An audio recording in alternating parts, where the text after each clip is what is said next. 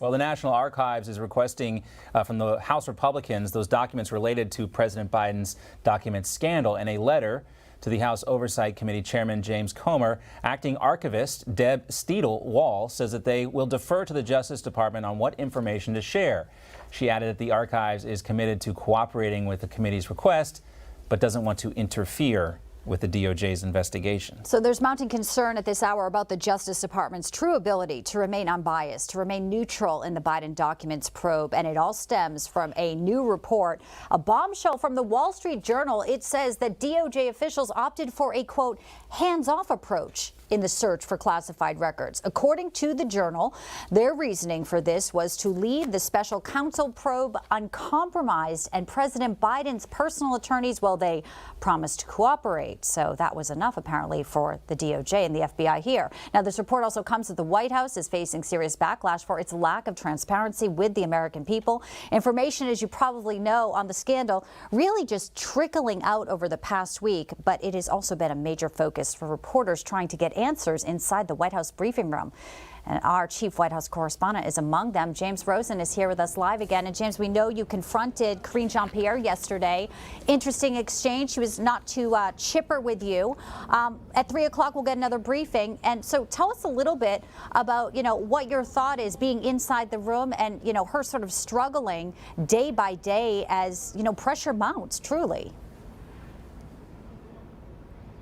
Well, this has been a damaging event for the Biden White House in general. Anytime you see the appointment of a special counsel, it tends to shift the playing field by a few degrees, at least in terms of eating up oxygen, political capital, and the time and resources and attention and energies of lawyers, senior staff, clerical aides, and so forth. And Karine Jean-Pierre, the White House press secretary, has not been immune from this damage already. When you have reporters in the White House press briefing room, as we saw in yesterday's briefing, questioning the press secretary as to whether she feels that her credibility has been impaired, or why she was giving out information that turned out to be false. And the only defense of that individual from the podium is that they were relying on information provided to them by the White House counsel's office. All of that is territory where this White House does not want to be. And frankly, after the midterms, probably didn't envision it would be here.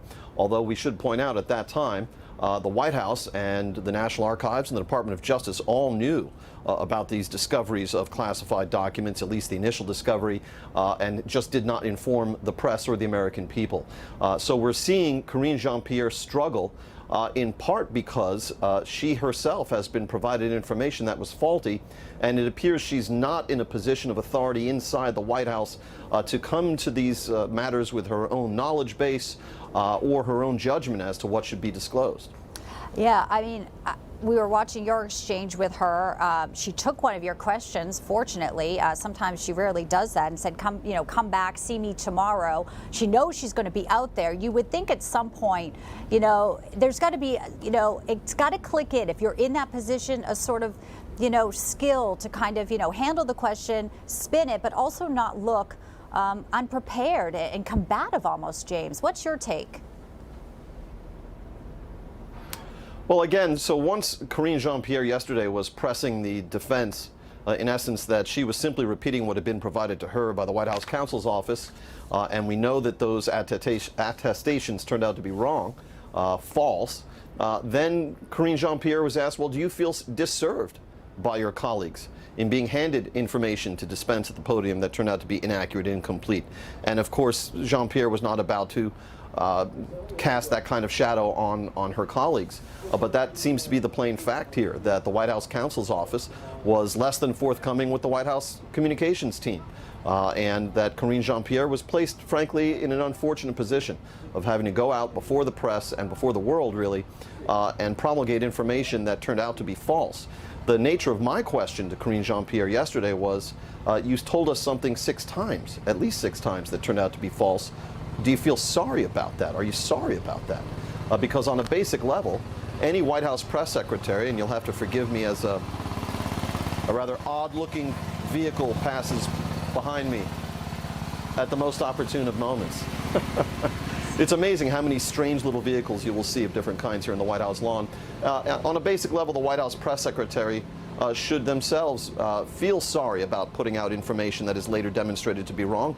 And there's no dishonor in saying that you're sorry. We didn't get that either from Karine Jean-Pierre. You're right. No dishonor in that. Finally, just about 30 seconds here. What do you think will happen today at 3 o'clock? I mean, it seems like even the mainstream media is not letting this story go because even they realize how serious this is, James. In general, when asked the question, what do you think will happen? Or how do you think it will be in the future, whether that future is at 3 p.m. Eastern Time or a century from now? My answer always tends to be the same, which is more of the same. What are you expecting to see? The answer is likely more of the same. Bianca. Well, another uncomfortable position perhaps for KJP today. James, we'll let you go in and get ready for that briefing. Appreciate it, and as always, great to see you. John? All right, well, each new day seems to add another level of hypocrisy to all of this. The Intercept recently took a look back at an incident involving Joe Biden and classified documents from his days in the U.S. Senate in the 1970s. They point to when Joe Biden was a rising star in the U.S. Senate. He helped kill the nomination of President Jimmy Carter's CIA director because he allegedly had mishandled classified materials. The article says, quote, among the reasons was that Ted Sorensen had admitted to taking classified documents for a biography on his longtime friend John F. Kennedy and had spoken out in defense of Pentagon Papers whistleblower Daniel Ellsberg. In fact, Biden went so far as to suggest Sorensen might be the subject to prosecution under the Espionage Act. And joining us now is retired U.S. Army Lieutenant Colonel Tony Shaffer. He is president of the London Center of Policy Research and a former Trump advisor. Great to see you, Tony. Great to be here, John. Thanks for having me. And man, what a mess, right? Well, you know, we do see, I think, a couple things here. How Joe Biden's being treated differently than President Trump. People say it's because he's the sitting president now, but these documents were taken when he was the vice president. I think we also see a lot of hypocrisy here, especially when you look back on Joe Biden's own involvement on spiking Sorensen's nomination for CIA director because of his issues with classified documents. Right. And that's a great place to begin. John Deutsch, also a former director of CIA, was prosecuted for holding classified documents after the fact.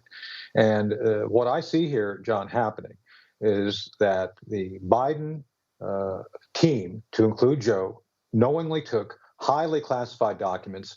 My sources are telling me, John, these are highly classified NSC-level summaries of TS, top secret, special compartmented information summaries that he then was using to benefit Hunter Biden.